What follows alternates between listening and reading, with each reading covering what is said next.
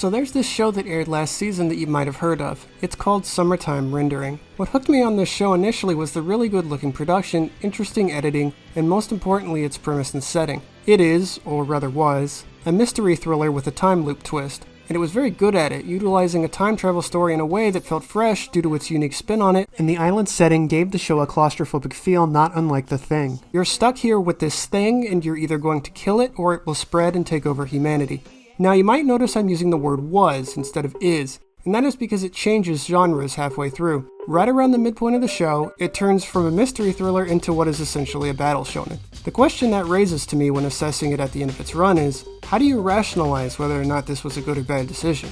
Personally, I don't really care for what is essentially a change in genre, but that's born from my own interests and biases. I think a lot of anime feel the same due to an overabundance of certain tropes and plot choices, such as the age of main characters as well as the age of people they're made for, which is why I value variety. When I watch a mystery thriller, I want a mystery thriller. I've seen literally every significant battle shonen dating back to Dragon Ball. I don't need to see more shonens. It's definitely wildly entertaining, but that's not what the show promised when it started. It's not what its strength was. Yeah, it can do it well, but why? It didn't have to be over the top and ridiculous at the end. It could have been stripped down and minimalist, which is what I liked about it.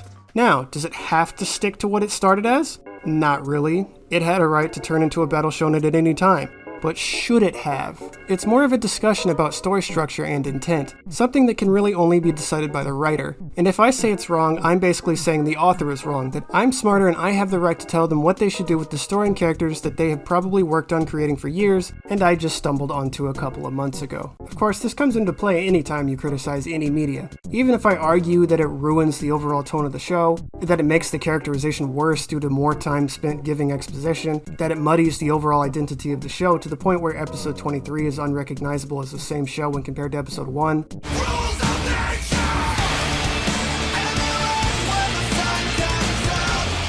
But plenty of people whose opinions I respect still liked it after the change in tone.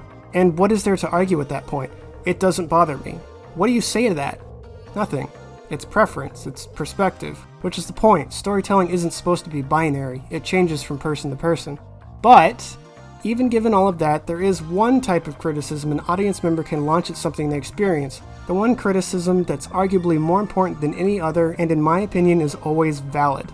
And that criticism is a failure to engage, either emotionally or intellectually. Obviously, these are also extremely prone to biases and expectations, but if you were invested in the story and characters, and the show did something that ruined that, something that wasn't intended, that's a failure on the media's part to connect with you, to stay connected with you. Obviously, like if I watch Paw Patrol and say it's bad because it treats its audience like an idiot and it isn't challenging, that's ridiculous because it isn't made for me. It's made for very young children, and that's the lens all criticism towards it should be made looking through.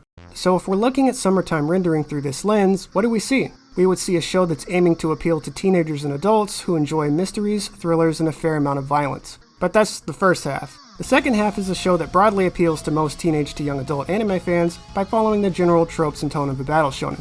I enjoy battle shonens, mysteries, and thrillers. I am theoretically the ideal audience member for both halves, and yet I don't like the shonen half. I was bored and disengaged from what was happening to the characters, and I stopped caring if they won or not. And no matter what else is said about it, if a creative choice caused that unintentionally, it's bad. It's a failure of engagement, which, as I said before, is always valid criticism, given you understand the perspective of both the author and the audience the story was made for. And that's the key word here, perspective. When it comes to disagreeing with the entirety of what a piece of media is choosing to be, understanding differences in perspective gives you a greater ability to peer into the mind of the creators and writers. Do you understand why they made the choices they did and simply disagree? Or are you treating it unfairly because you want one thing and the creator wanted something else? Where is the line between the two? And is there even a line you can identify? Is it purely subjective? That question is one half of why I wanted to make this video, the idea I wanted to express. Because it's a very interesting question and one that's at the heart of every piece of media criticism. And it is a question, something that should always be up for debate, at least in my opinion. The other half of why I wanted to talk about Summertime Rendering is because it's one of those shows that is more interesting than good. What do I mean? Well, think about it this way. Would Summertime Rendering still be on my mind had it followed all of my little rules for what shows are allowed to do? If it had played its cards as expected, in order, until it ended, would it be as interesting? To me, the answer is no.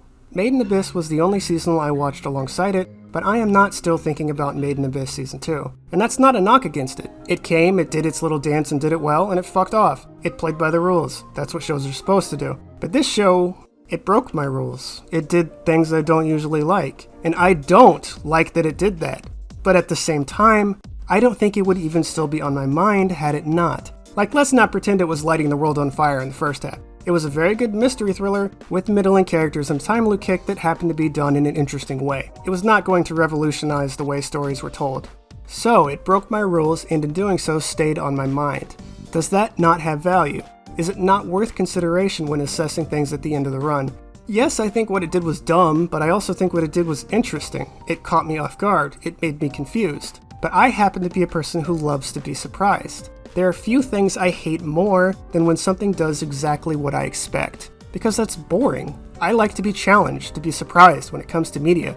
Otherwise, why watch or play it? So how exactly do I rationalize this show's quality? How do you assess something that you find more interesting because it did something dumb that made it worse, but you'd forget about it in a month had it not? Is sticking in your mind and being memorable more important than being good but forgettable? It's one of those things where you have to weigh interest versus quality, like Spirited Away. Spirited Away is basically a perfect movie, but as far as Ghibli movies, it's probably not even in my top 5, because it isn't as interesting as Princess Mononoke, as My Neighbor Totoro, as Only Yesterday, and it isn't as emotional an experience as Ponyo or Kaguya. Yeah, like it follows all the rules and is basically flawless, but I don't connect with it as much. And okay, Summertime Rendering isn't Princess Mononoke, and the shift likely isn't a stroke of genius by the author trying to dodge the expectations of their audience. But does it matter? If it made you think about it this much, long after it ended?